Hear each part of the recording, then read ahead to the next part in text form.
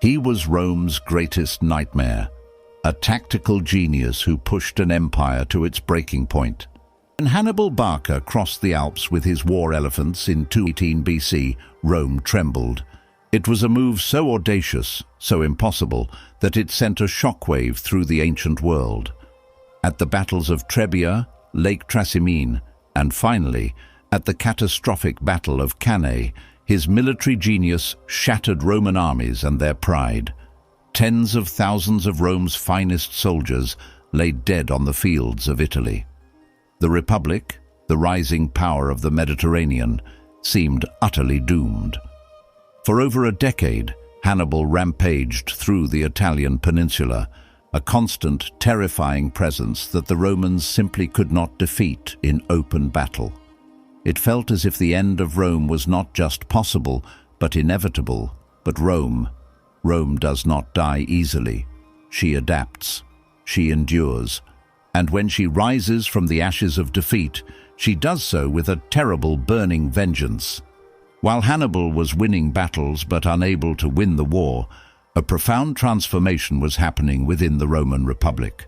They refused to surrender. They refused to negotiate for peace. There was only one path forward: total resolve. They learned from their enemy.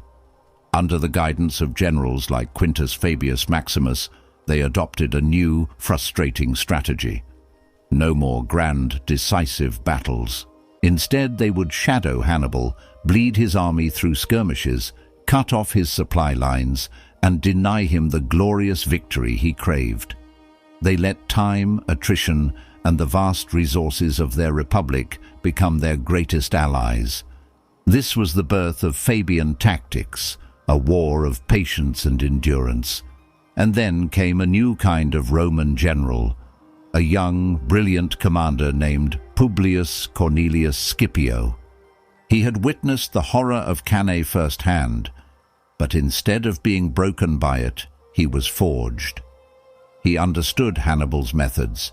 He studied his tactics, his psychology, his boldness, and he decided that the only way to beat Hannibal was to stop defending Italy and take the fight directly to Carthage's doorstep.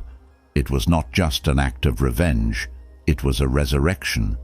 While Hannibal was trapped in Italy, Scipio struck at his power base in Spain, and then, in a masterful stroke, sailed his legions to Africa. The message was clear: your home is now the battlefield. This forced Hannibal's hand. After 15 years in Italy, he was recalled to defend Carthage itself. The stage was set for one of the most anticipated showdowns in all of military history. At Zama, in 202 BC, the two legends finally met on the battlefield. Hannibal, the undefeated master, and Scipio, the student molded by his terror.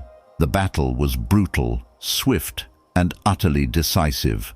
Scipio, having learned from Hannibal's past victories, knew how to counter the fearsome Carthaginian war elephants, creating lanes in his formations for them to charge harmlessly through.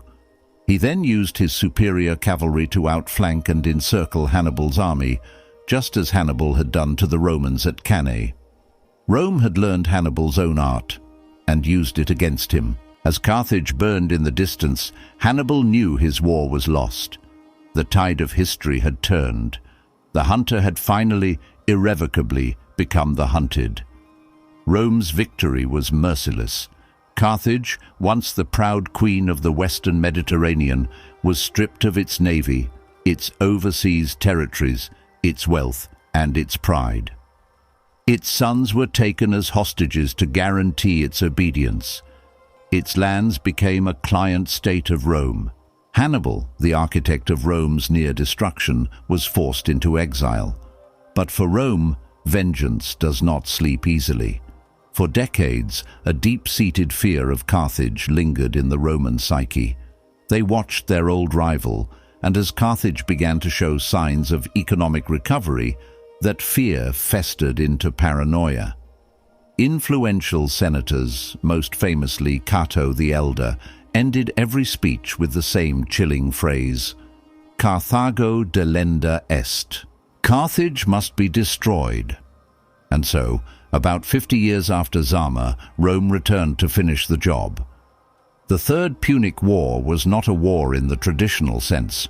It was an execution. Rome's demands were impossible. The Carthaginians were ordered to abandon their magnificent city and move 10 miles inland. For a seafaring people, this was a death sentence. They refused. What followed was a heroic 3-year siege. The people of Carthage, starving and desperate, held out against the might of Rome. Women cut their hair to make ropes for catapults. They melted down statues to forge new weapons. But their bravery was not enough. In 146 BC, Roman soldiers breached the walls. The end was horrific. For 17 days, the city burned. The fighting went from house to house, street to street. When the slaughter was over, the remaining population was sold into slavery. The city was razed to the ground, and legend tells us the Romans sowed the fields with salt to ensure nothing would ever grow there again. Rome had won. But what they destroyed was more than just a rival. They had erased a mirror, a civilization that could have stood beside them, a different path for the ancient world.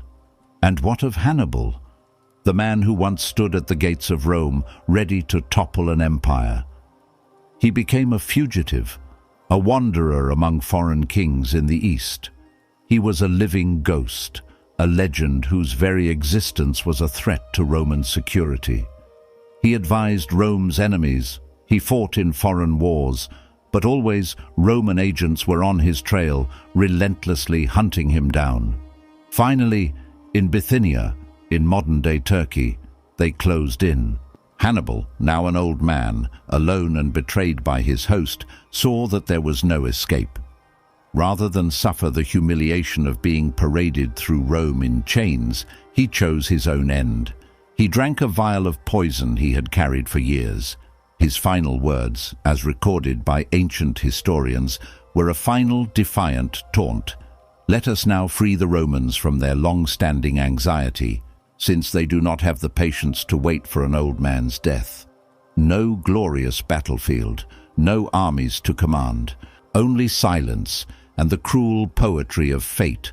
Rome rose from the ashes of its near defeat to rule much of the known world for the next 500 years. Carthage vanished beneath those same ashes, its culture, its language, its history almost completely erased. And Hannibal, the man who nearly ended an empire, became a legend shaped, written, and defined by his enemies. In the end, history always remembers the victors, but sometimes it's the defeated who leave the deeper, more haunting scar. Thank you so much for watching.